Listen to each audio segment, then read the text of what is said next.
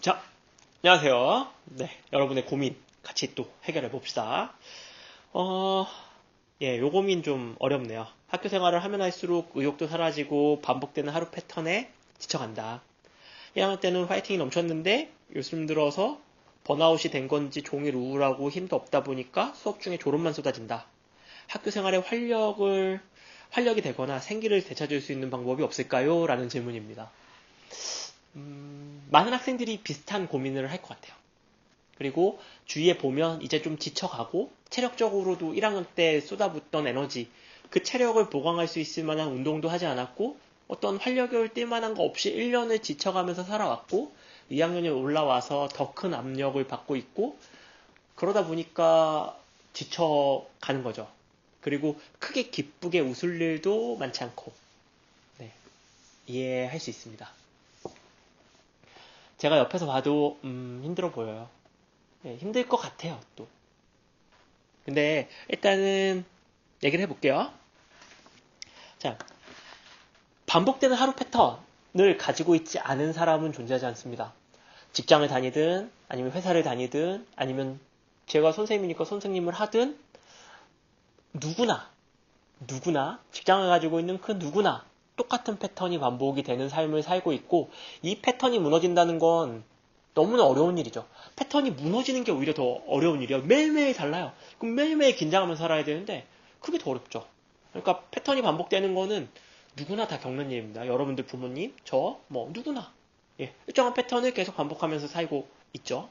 근데 패턴을 반복한다고 해서 지치는 거하고 패턴을 반복하는 거하고 지치거나 아니면 힘이 나지 않는다거나 이건 다른 문제입니다.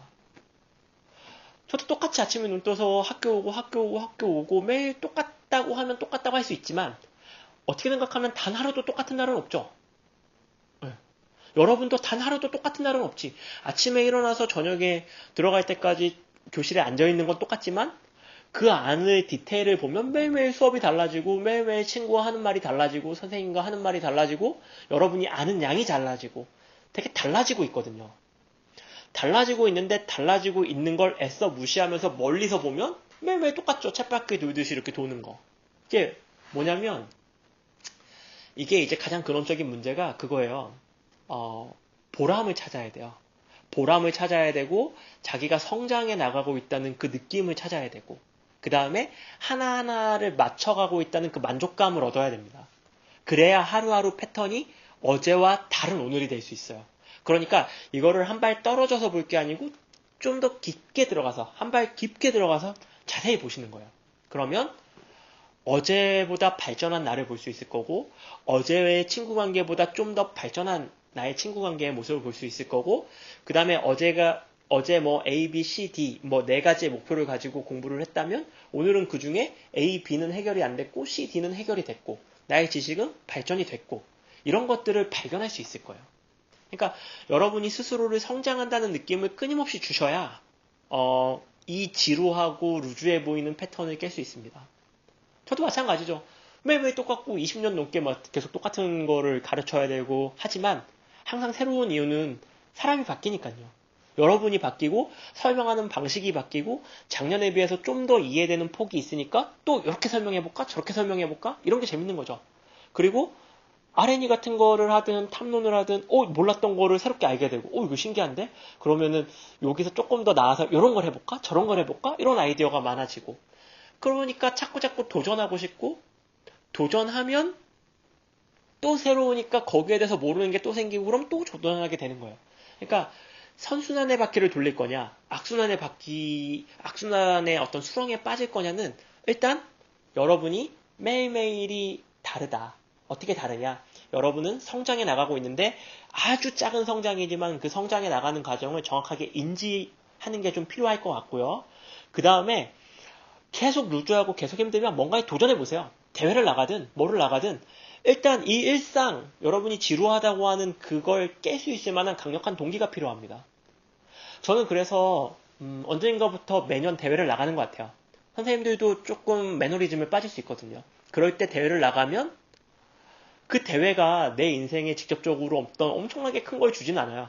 전 심지어 여러분들하고 다르게 무슨 뭐 제 미래에 엄청난 꿈을 주지도 않고 대학 가는데 필요하지도 않고요. 스펙이라는 게 아무 의미가 없습니다. 근데 대회 같은 걸 왜 나가냐면 거기 나가면 거기에서만 볼 수 있는 에너지가 있거든요. 선생님들의 에너지, 열망, 그 다음에 아이디어.